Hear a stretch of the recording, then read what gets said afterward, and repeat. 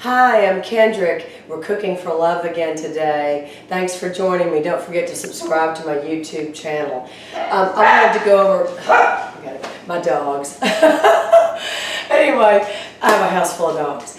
So I wanted to go over cooking chicken because there are a lot of things you can do to make chicken more tender. One thing I like to do, like some of my past YouTube channels I've talked about, when you're doing fish or chicken or any other types of meat, if you can get home early, like I did with the shrimp the other day, and you can salt and pepper them and put seasoning on them and then roll them back up in their store-bought paper and put them back in the refrigerator or put them to the side, you know, for an hour and do your other errands, do stuff, and then come back.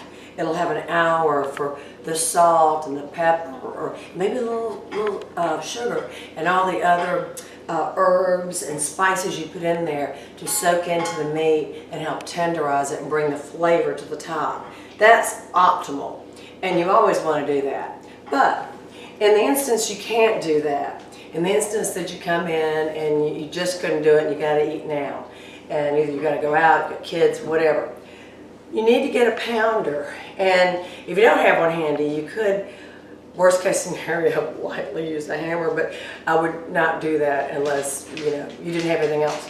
I would go and get one of these meat pounders. They're fabulous. Now what I've done is I have taken 2 pieces of saran wrap, and I have 4 chicken thighs. Now these do have the bone in them, and I can later on do a YouTube video on how to debone and get these out. But these do have them.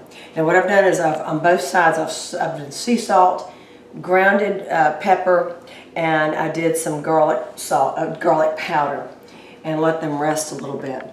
So what I'm going to do is just take this. I love also doing this next to the sink because you can easily clean and sanitize close to the sink.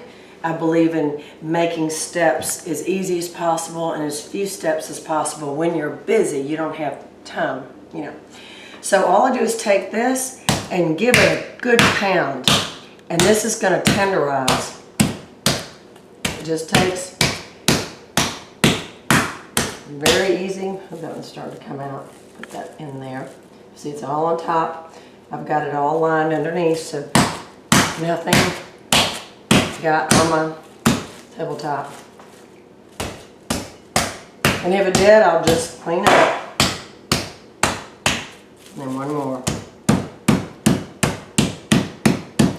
I'm not trying to pulverize it. I'm just trying to get it so that I can break through the toughness and get it. And also it's going to cook evenly. That's another thing too.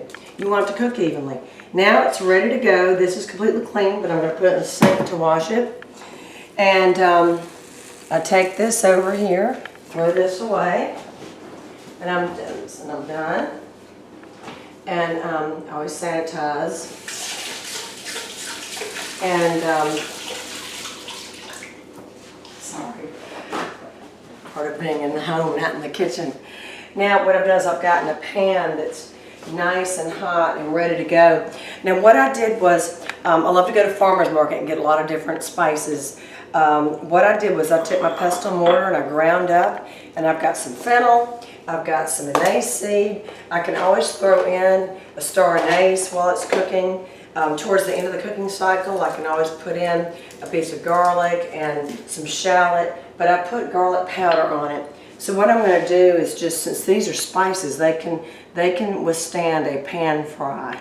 So I'm going to just sort of put these on top. And again, you see people on TV holding your spices up because you can hit more surface area if you just hit it like this. Now I'm going to go ahead and put these presentation side down. And they're going to pan fry beautifully. And these are so large I may only get 2 at a time in there. And that's it. And I'll let that cook. You can also get a piece of foil and You can put a little piece of foil over it, keep it from splattering. I can put the fan on. That'll help keep it. I made this beautiful sauce that I'm going to put over it, and I made that just a few minutes ago. So that's got incredible mushrooms in it. It's a white sauce with wine mushrooms in it, so it's a wine mushroom cream sauce. And you want to let this settle and cook face down, and then we'll turn it over. But you want to get a nice brown crust. So I would leave it undisturbed and let it cook, you know, until you can kind of tell, but I would let it cook